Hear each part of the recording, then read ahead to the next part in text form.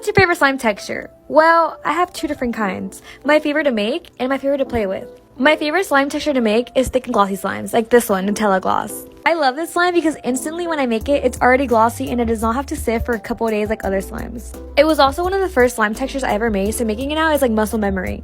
And my favorite slime texture to play with is clay slime. I can seriously never get tired of playing with clay slimes.